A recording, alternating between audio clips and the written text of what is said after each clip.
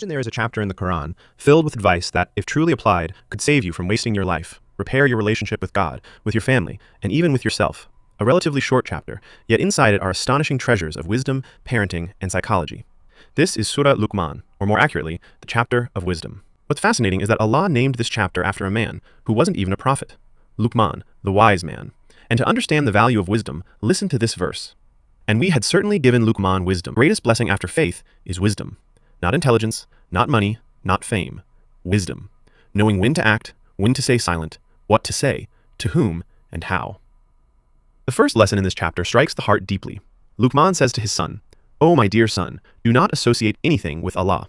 Indeed, associating others with him is a great injustice." But notice something powerful. He says, "O my dear son." No anger, no harsh commands, love and mercy before advice. As if the Quran is teaching you this: if you want someone to listen to you, win their heart first. And what is the greatest injustice a person can commit? To turn away from the one who created them. Then comes one of the most touching verses. And we have commanded man to be good to his parents. And the Quran begins describing a mother's suffering in words that pierce the heart. His mother carried him in weakness upon weakness, pain upon pain, exhaustion upon exhaustion, struggles you probably don't even remember. That's why some scholars said, perhaps one of the most forgotten sacrifices in this world is a mother's sacrifice. Then comes the wisdom that, if truly understood, would stop you from hiding sins. Luqman says, "O my dear son, even if a deed were the weight of a mustard seed, even the smallest thing, hidden inside a rock, or in the heavens, or buried in the earth, Allah will bring it forth." What does that mean? It means no good deed is ever lost, and no sin is ever hidden. That secret nobody knows, Allah knows it. That tear you cried, He saw it. That good deed nobody appreciated, it is written. Then Luqman gives us a roadmap for survival. Establish prayer, encourage what is right, forbid what is wrong, and be patient over what befalls you.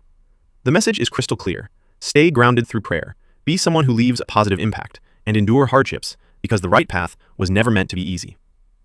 And then come some of the most powerful expressions in the Quran. Do not turn your cheek away from people in arrogance. In simple words, don't be arrogant. Don't look down on people. Then another stunning advice. Walk with moderation. Even the way you walk has manners. No showing off, no arrogance, no exaggeration. And then comes the unforgettable ending. Lower your voice, for the harshest of sounds is the braying of a donkey. A shocking expression. As if the Quran is telling you, loudness is not strength, and bad manners are not personality. In the end, Surah Luqman is not merely the story of a father advising his son. It is a message for every one of us. Worship Allah alone. Honor your parents. Remember that Allah sees you, even in secret. Pray, be patient, stay humble, and speak with kindness. Perhaps true wisdom is not knowing many things.